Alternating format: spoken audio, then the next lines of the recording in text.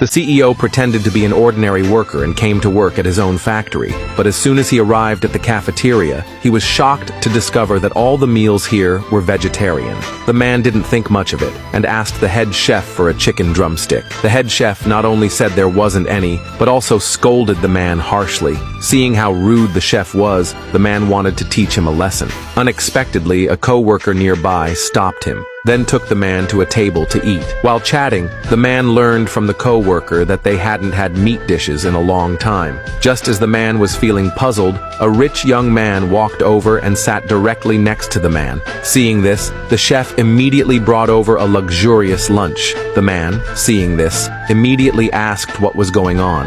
Unexpectedly, the rich kid said that low-level workers like them didn't deserve to eat meat. The man wanted to argue with him after hearing that, but the co-worker stopped him again. He explained that only the management got to eat meat at this factory. Regular workers were lucky just to get a meal. The man was furious after hearing this. He slammed the table and stood up. He declared that the corporation had long since allocated special funds to improve employee meals.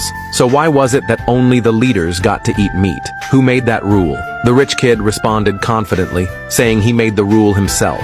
After all, the higher-ups couldn't control what happened here. Here, he was the boss. It turned out the rich kid was the factory director's son. He used his status to bully the workers and to punish the man. He told him to kneel and apologize. If he did, the kid would reward him with a drumstick. But unexpectedly, the man didn't give in. The rich kid, feeling embarrassed, took out his anger on the other workers as a way to intimidate the man. He declared that anyone who called him dad would get to eat a drumstick. When no one responded, he had to start calling people by name. The ones he called had no choice but to obey, since they couldn't afford to lose their jobs and their income. Facing his threats, the workers had no choice but to submit. Satisfied, the rich kid gave them the drumstick. Then he turned to scold the man. He threw a piece of meat on the ground and told the man to pick it up and eat it clean, or he'd fire him. Hearing that, the man could no longer contain his anger. Right in front of everyone, he gave the rich kid a good beating. All the employees on site were stunned. They couldn't believe that a regular worker had disciplined the factory director's son.